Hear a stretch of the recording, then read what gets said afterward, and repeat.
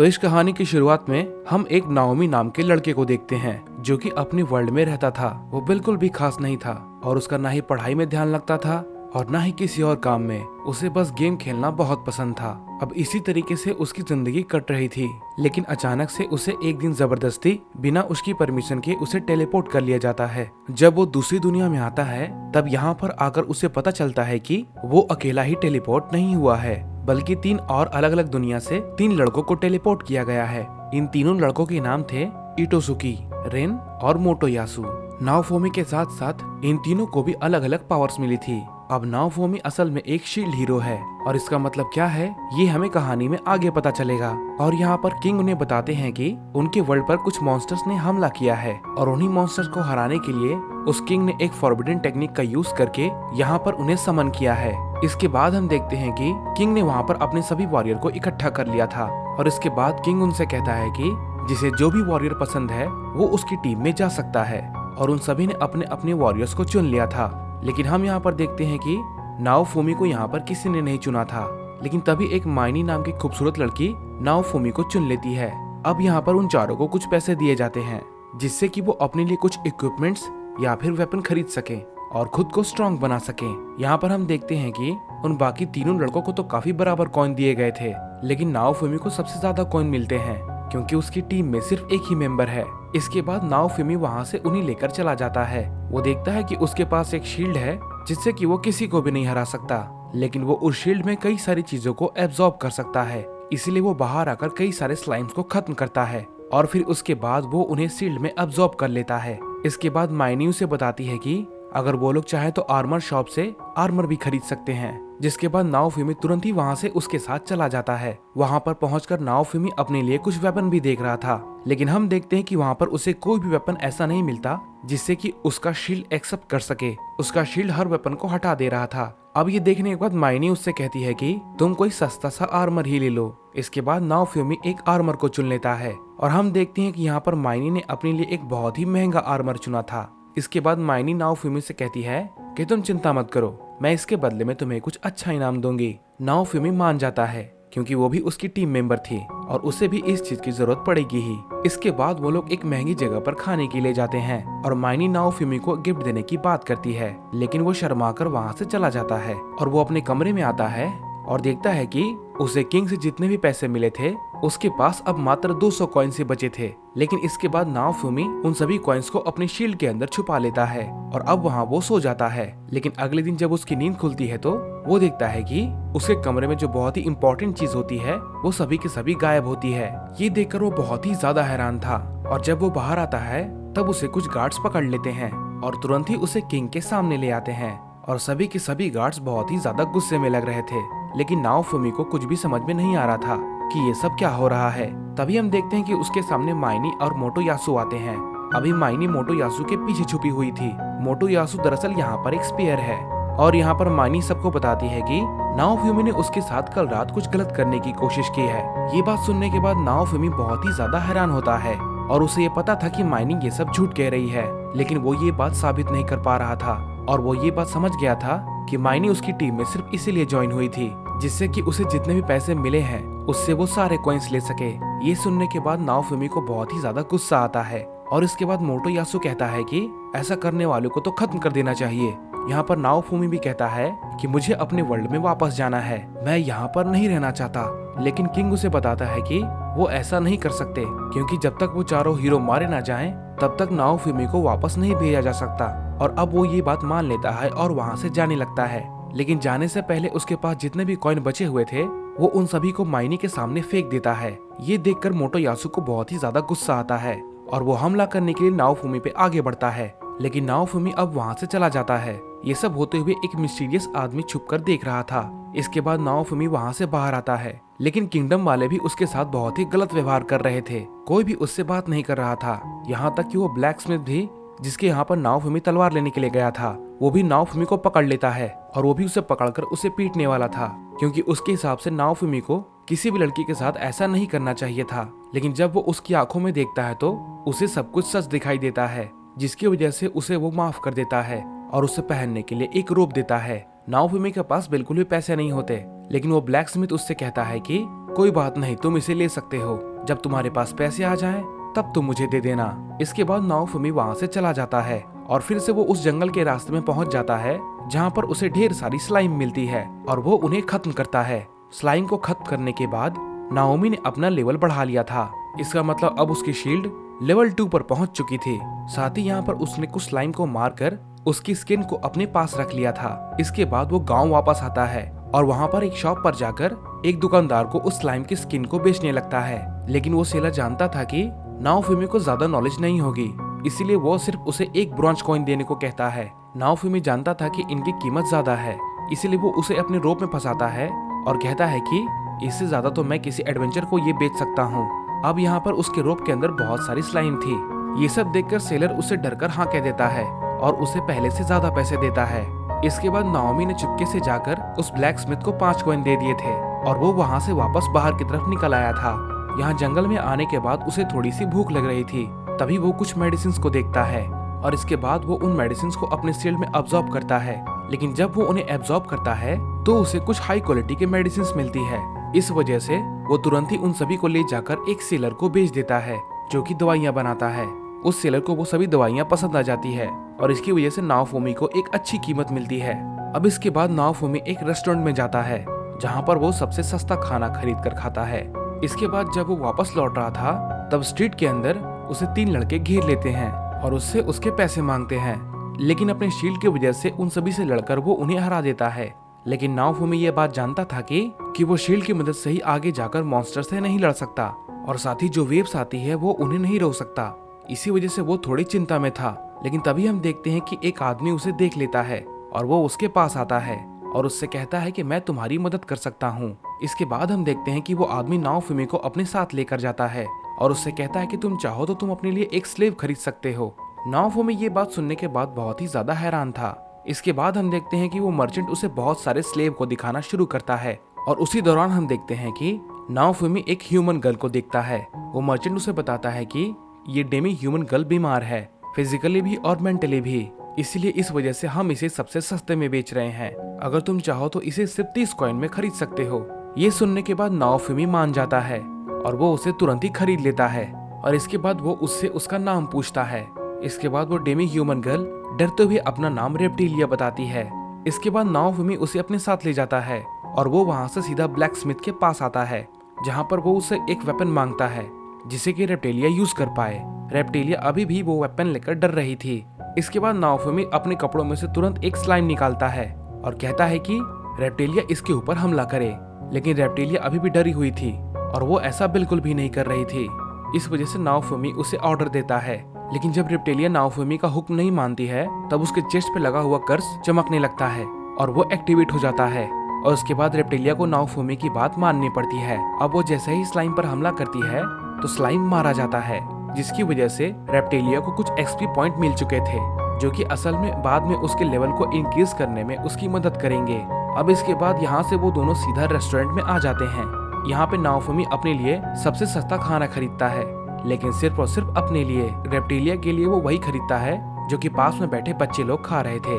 ये देखने के बाद रेप्टिलिया बहुत ही ज्यादा हैरान थी और वो नाओफुमी से पूछती है कि क्या वो सच में ऐसा खाना खा सकती है, जिस पर नाओफुमी हाँ कर देता है और वो उस खाने को खाकर बहुत ही ज्यादा खुश होती है। इसके बाद नाओफुमी उससे कहता है कि भले ही मैंने तुम्हें खरीदा है, लेकिन इसका मतलब ये नहीं कि मैं तुम्हें नौकर बनाकर रखूंगा। मुझे बस तुम्हारी हेल्प चाहिए और तुम्हें मेरी स्वॉर्ड बनना है, क्योंकि मेरे पास सिर्फ शील्ड है और मैं किसी वेपन का यूज नहीं कर सकता। अब इसके बाद हम देखते हैं कि नाओफुमी उसी जगह पे आ जाता है जहाँ पर उसे बहुत सारी स्लाइम मिली थी। यहाँ पर नाओफुमी फिर से कुछ स्लाइम को खत्म करता है और साथ ही वो रेप्टिलिया से भी कुछ ऐसा ही करवाता है, जिसकी वजह से उसके शील्ड का और रेप्टिलिया का दोनों का लेवल ही बढ़ रहा था। इसके बाद हम देखते हैं कि रेप्टिलिया नाओफुमी से पूछती है कि आखिर वो कौन है। इस पे नाओफुमी बताता है कि वो एक शील्ड हीरो है। ये सुनने के बाद रेप्टिलिया बहुत ही ज्यादा हैरान होती है, क्योंकि बहुत पहले उसके पेरेंट्स ने उसे बताया था कि शील्ड हीरो बहुत ही अच्छा है और सिर्फ वही है जो कि हम डेमी ह्यूमन से अच्छे से बात करता है। अब हमें इसके बाद जानने के लिए मिलता है कि नाओफुमी के अलावा यहाँ पर बहुत सारे शील्ड हीरो भी आ चुके हैं, क्योंकि पहले भी 4 हीरो को समन किया जा चुका था। अब इसके बाद रेप्टिलिया सो जाती है, लेकिन रात के टाइम रेप्टिलिया को अचानक से एक सपना दिखाई देता है जहाँ पर उसके पेरेंट्स उसे लेकर भाग रहे थे और उनके पीछे एक 3 हेड डीमन डॉग पड़ा हुआ था। इसके बाद हम देखते हैं कि उसके पेरेंट्स उसे बचाने के लिए एक खाई में उसे फेंक देते हैं और वो खुद ही उस डीमन डॉग के हाथों मारे जाते हैं। ये देखकर रेप्टिलिया बहुत ही ज्यादा डर जाती है और घबराकर उठ जाती है, लेकिन नाओफुमी उसे पकड़कर बिल्कुल शांत करवाता है। इसके बाद हम देखते हैं कि उन्होंने धीरे धीरे जंगल में जितनी भी हर्ब्स थी जिनसे मेडिसिन बनाई जा सकती है उन सभी को तोड़ना शुरू कर दिया था और उन सभी को ले जाकर नाओफुमी हमेशा उस मेडिसिन वाले आदमी को भेज दिया करता था। अभी हम देखते हैं कि रेप्टिलिया बाहर में बैठी हुई थी जहाँ पर वो कुछ बच्चों को बॉल खेलता हुआ देखती है। अब नाओफुमी जब बाहर आता है तो वो रेप्टिलिया से पूछता है कि क्या उससे भी बॉल चाहिए, जिस पर रेप्टिलिया मना करती है। लेकिन हम देखते हैं कि रेप्टिलिया की जो पूंछ थी वो हिल रही थी। इसका मतलब साफ था कि वो झूठ कहने की कोशिश कर रही है, लेकिन नाओफुमी ये बात समझ जाता है और बाद में उसे वो एक बॉल खरीद के देता है। अब इसके बाद हम देखते हैं कि लगातार नाओफुमी इस तरीके से हर्ब बेचता रहता है और पैसा कमाता रहता है और हम देखते हैं कि वो कुछ पैसे से रेप्टिलिया के लिए मेडिसिन खरीदता है क्योंकि उसकी तबीयत खराब है और अब धीरे धीरे वो भी रिकवर कर रही थी। इसके बाद हम देखते हैं कि वो उस ब्लैक स्मिथ के पास जाता है और वो वहां पर जाकर रेप्टिलिया के लिए एक अच्छा सा वेपन मांगता है। इसके बाद हम देखते हैं कि वो ब्लैक स्मिथ उन्हें एक बड़ी सी तलवार देता है जो कि ज्यादा बड़ी नहीं थी और वो रेप्टिलिया के लिए आगे काम आएगी। इसके बाद हम देखते हैं कि वो जंगल में और अंदर की तरफ आते हैं, तब वहां पर उन्हें एक पॉइजनस रैबिट मिलता है जिसने कि नाओफुमी के हाथ को काट लिया था। इसके बाद वो रेप्टिलिया से कहता है कि वो उस रैबिट को खत्म कर दे, लेकिन रेप्टिलिया ऐसा करना नहीं चाहती थी क्योंकि वो रैबिट बहुत ही ज्यादा क्यूट था। लेकिन नाओफुमी इसके बाद उसे समझाता है कि अगर वो इसी तरीके से डरती रही और क्यूट चीजें देखकर उसे माफ करती रही तो वो कभी भी स्ट्रांग नहीं बन पाएगी, और अगर वो स्ट्रांग नहीं बनी तो नाओफुमी को उसकी जरूरत बिल्कुल भी नहीं है क्योंकि नाओफुमी यहाँ पर आने वाली वेव्स को खत्म करना चाहता है और इसके लिए उसे रेप्टिलिया की मदद चाहिए। ये सुनने के बाद तुरंत ही रेप्टिलिया जाकर उस रैबिट को खत्म कर देती है और वो उससे कहती है कि मैं कुछ भी करने के लिए तैयार हूँ, लेकिन तुम मुझे बस छोड़ना मत। इसके बाद हम देखते हैं कि नाओफुमी फिर से ब्लैक स्मिथ के पास आता है। यहाँ पर वो उससे पूछता है कि क्या आसपास कोई और गांव है जहाँ पर हम जाकर कुछ पैसे कमा सकें। इसके बाद हम देखते हैं कि ब्लैक स्मिथ उसे पास के ही गांव का एक रास्ता बताता है। इसके बाद हम देखते हैं कि नाओफुमी उस गांव में जाता है और वहां पर बैठे एक सेलर से बात करता है और वो उसे वो रैबिट की स्किन को सेल करता है और यहाँ पर उसे वो और भी जगह पूछता है जहाँ पर वो और भी ज्यादा पैसे कमा सके। अब हम यहाँ पर देखते हैं कि वो सेलर नाओमी को बताता है कि यहाँ पर एक टनल है और उसके अंदर बहुत सारे ऑर्ब्स हैं जो कि असल में मॉन्स्टर टाइप के होते हैं और वो उनकी स्किन को सेल कर सकता है।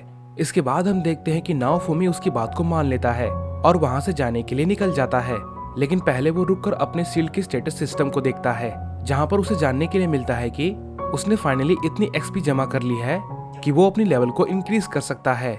और जब यहाँ पर वो अपनी लेवल को इंक्रीज करता है तब हम देखते हैं कि उसकी शील्ड चेंज हो जाती है और शील्ड की पावर और भी ज्यादा बढ़ गई है।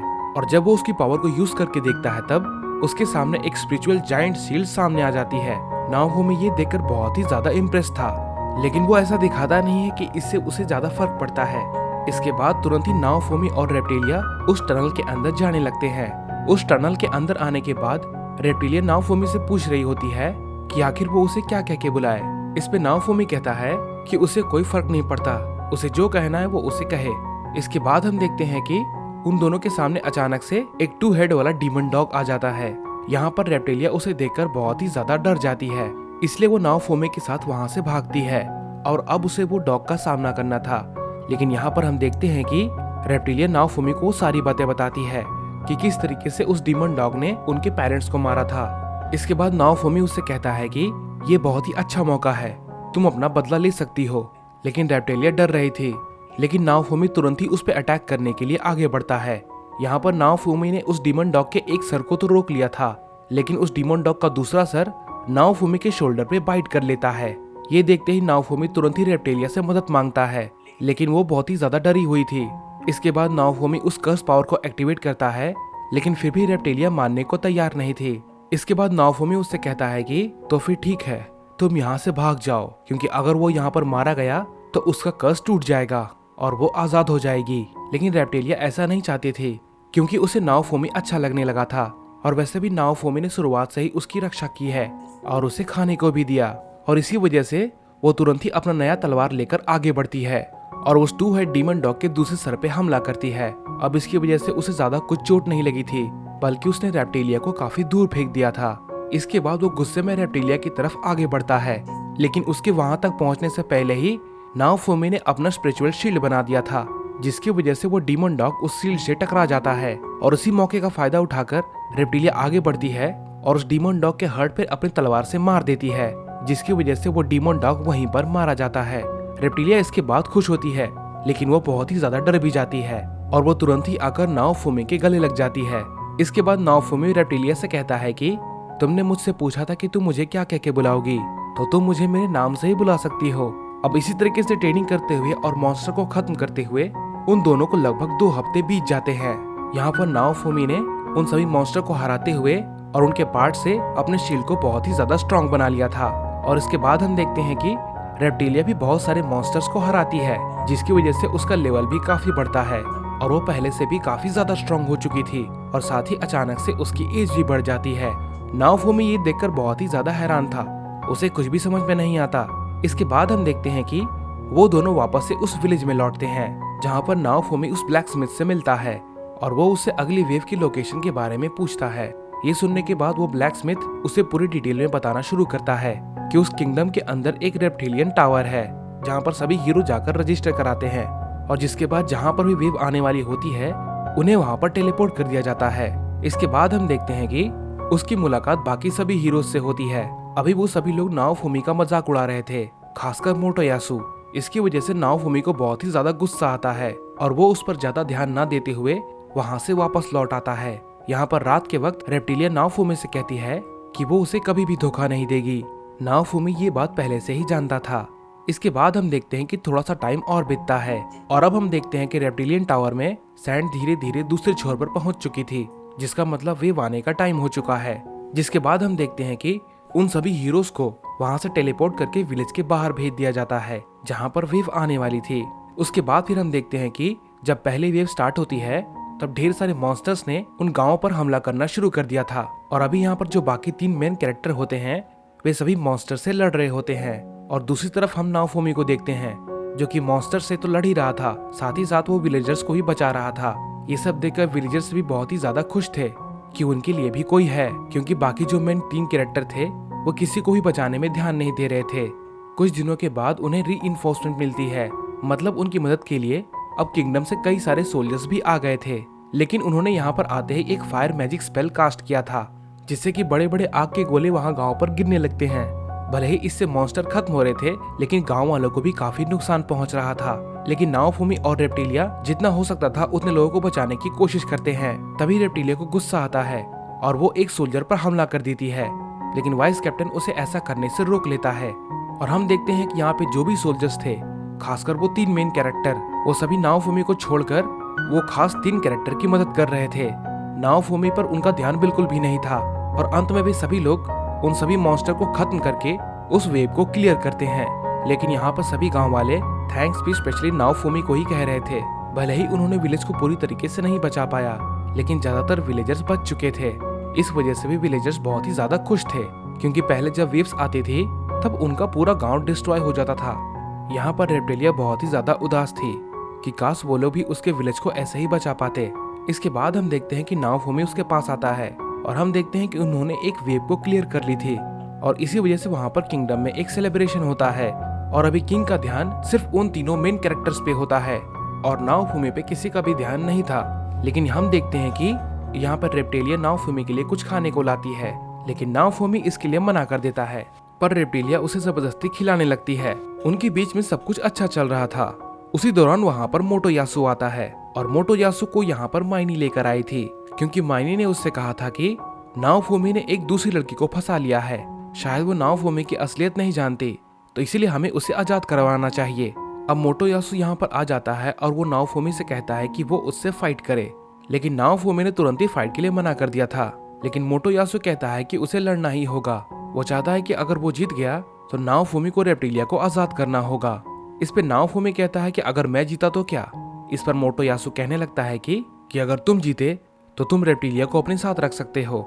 नाओफुमी को ये डील बिल्कुल भी अच्छी नहीं लगती और वो तुरंत ही मना करके वहाँ से जाने लगता है। लेकिन इतने में ही तुरंत किंग के सोल्जर्स रेप्टिलिया को पकड़ लेते हैं और वो कहते हैं कि नाओफुमी को लड़ना ही पड़ेगा और इसके बाद हम देखते हैं कि उन दोनों के बीच में लड़ाई शुरू होती है और हम यहाँ पर देखते हैं कि उस एरिना के किंगडम में कई सारे लोग उन दोनों के मैच को देखने आए थे। नाओफुमी मोटोयासु आपस में लड़ते हैं और हम जानते हैं कि नाओफुमी एक शील्ड मेन कैरेक्टर है जिसकी वजह से उसके पास कोई वेपन नहीं रह सकता, लेकिन मोटोयासु यहाँ पर एक स्पीयर मेन कैरेक्टर है जिसके पास एक एडवांटेज है। और अब ये लड़ाई शुरू होती है और नाओफुमी ने अभी तक अपने एडवेंचर में जितने भी शील्ड के पावर को अनलॉक किया था वो उन सभी का यूज करता है और इसी वजह से मोटोयासु को प्रॉब्लम होती है और सभी लोग ये देख के हैरान होते हैं कि सच में शील्ड मेन कैरेक्टर इतना पावरफुल है। इसके बाद हम देखते हैं कि मोटोयासु अपनी पूरी पावर का इस्तेमाल करने की कोशिश करता है। तभी हम देखते हैं कि नाओफुमी अपने डीमन डॉग वाले शील्ड को अनलॉक करता है और मोटोयासु पे अपना हमला करता है और उसके हमला करते ही मोटोयासु के आसपास एक केज क्रिएट हो जाता है जिसके अंदर बहुत सारी स्लाइम्स थी जो कि मोटोयासु को काटना शुरू कर देती है। इस वजह से उसे दर्द होने लगता है। मोटोयासु उससे जल्दी ही हार जाता है, लेकिन इतने में ही माइनी उस पर छुपकर हमला करती है और उसकी वजह से नाओफुमी वहाँ पे नीचे गिर गया था और इसी चीज का फायदा उठाकर मोटोयासु ने नाओफुमी को हरा दिया था और उसी वक्त मोटोयासु को जीता हुआ घोषित कर दिया गया। इसके बाद नाओफुमी कहता है कि माइनी ने मोटोयासु की मदद की, मतलब उन्होंने चीटिंग की है, लेकिन हम देखते हैं कि नाओफुमी की बातों पर ध्यान नहीं दिया जाता।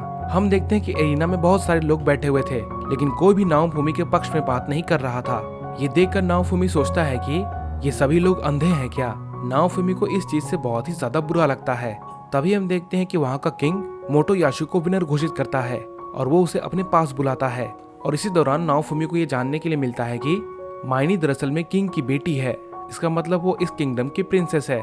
इसके बाद नाओफुमी सब कुछ समझ जाता है कि शुरुआत से ही उसके साथ ऐसा क्यों हो रहा था। मतलब किंग जो कि शील्ड मैन कैरेक्टर को हिट करते हैं, उन्होंने जानबूझकर अपनी बेटी माइनी को नाओफुमी की टीम में भेजा ताकि वो नाओफुमी को फंसा सके और सभी के मन में उसके गलत इमेज को क्रिएट कर सके और इसी वजह से सभी लोग नाओफुमी को हेट करते हैं।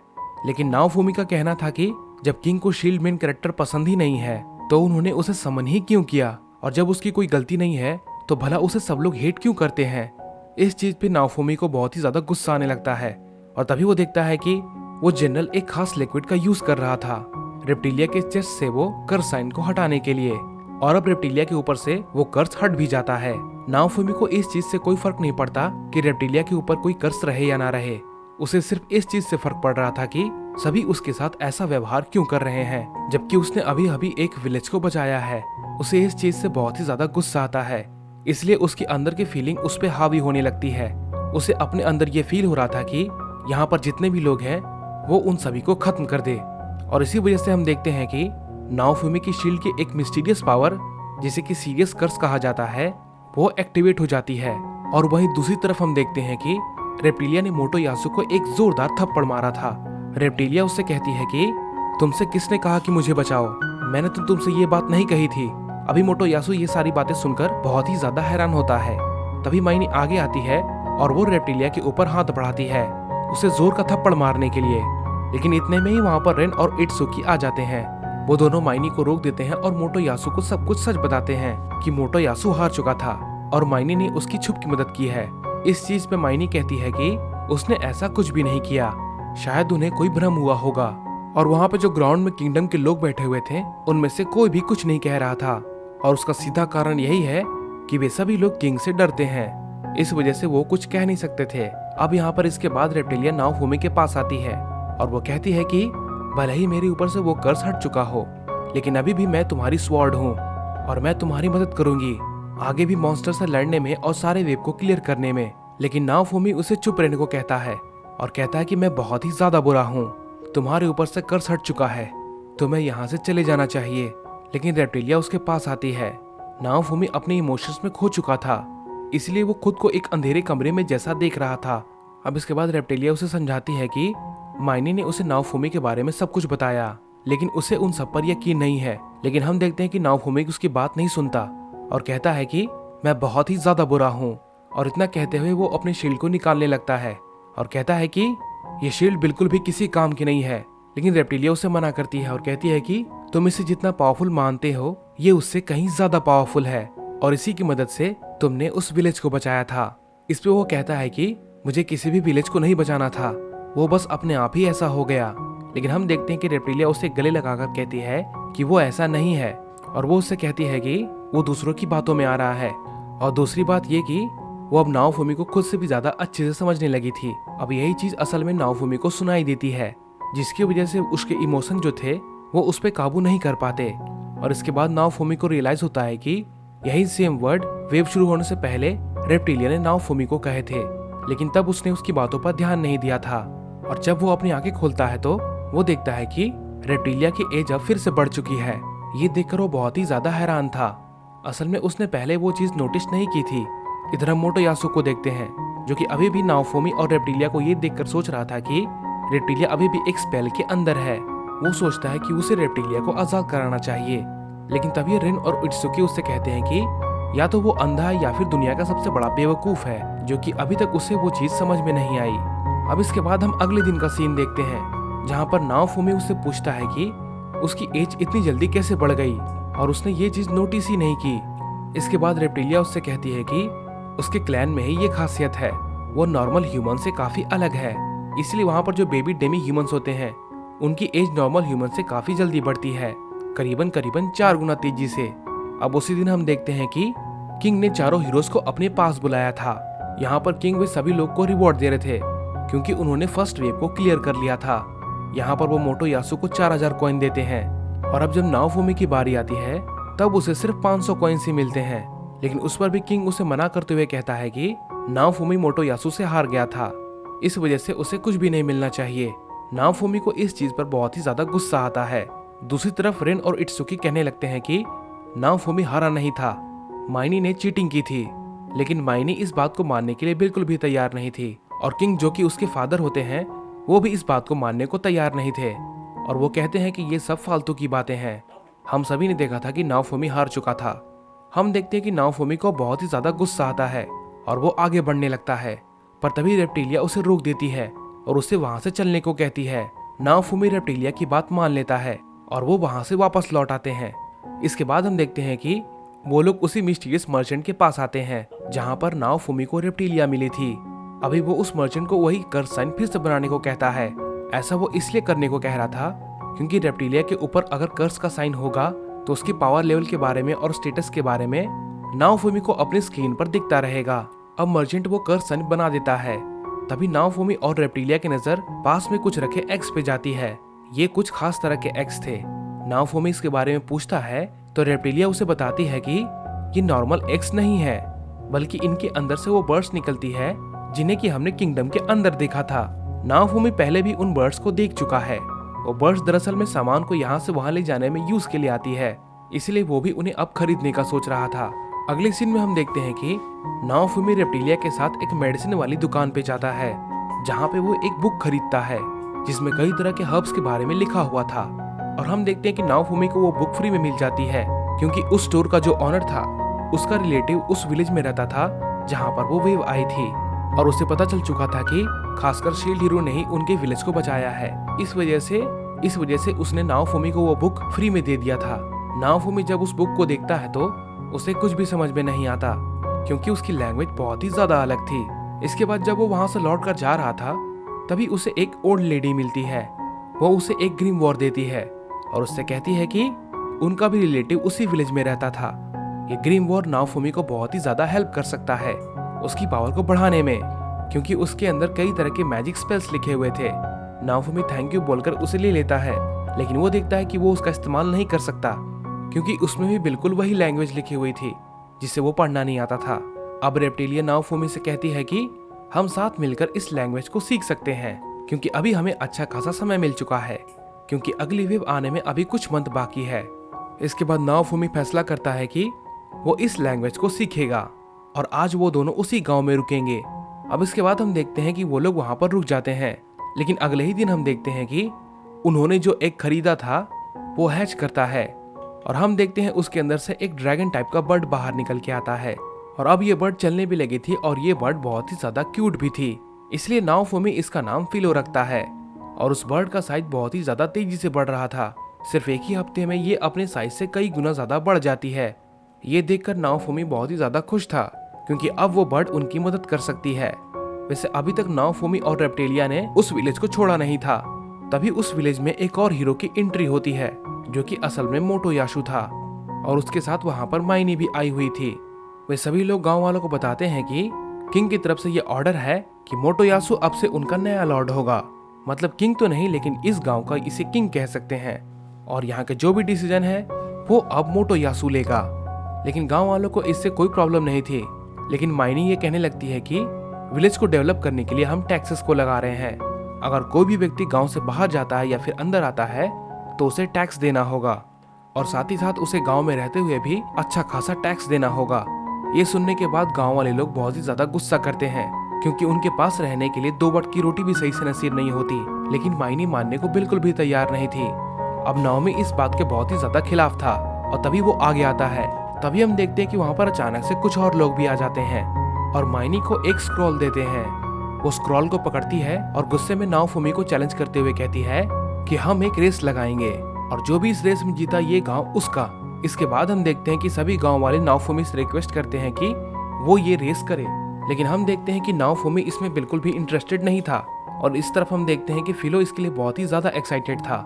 इस वजह से नाओफुमी को भी हाँ करनी पड़ती है, और अब ये रेस स्टार्ट हो जाती है। और इस दौरान हम देखते हैं कि नाओफुमी और फिलो दोनों ही आगे निकल रहे थे, जिस वजह से माइनी को गुस्सा आता है और वो अपने ही सोल्जर से कुछ मैजिक स्पेल का यूज करने के लिए कहती है। और उसके सोल्जर्स कई तरह के स्पेल को क्रिएट करने लगते हैं। जैसे कि पहले उन्होंने नाओफुमी के रास्ते में एक होल बना दिया था, जिसकी वजह से फिलो और नाओफुमी नीचे गिर जाते हैं। लेकिन इसके बाद फिलो फिर से और भी ज्यादा मोटिवेशन के साथ खड़ा होता है और काफी तेजी के साथ आगे बढ़ने लगता है। ये देखने के बाद माइनी के सोल्जर्स नाओफुमी की स्पीड को और भी ज्यादा स्लो कर देते हैं, और साथ ही यहाँ पर उन्होंने मोटोयासु के स्पीड को भी बढ़ा दिया था। लेकिन इसका भी कोई फायदा नहीं होता। नाओफुमी और फिलो बिल्कुल भी हार नहीं मानते। नाओफुमी अपने शील्ड पावर से स्पिरिचुअल शील्ड को क्रिएट करता जा रहा था उन सभी गड्ढों के ऊपर, और वो सारे गड्ढे उसे बिल्कुल भी अब गिरा नहीं पा रहे थे। और लास्ट में अब जीत नाओफुमी की ही होती है। ये देखकर माइनी और मोटोयासु दोनों ही बहुत ही ज्यादा हैरान थे।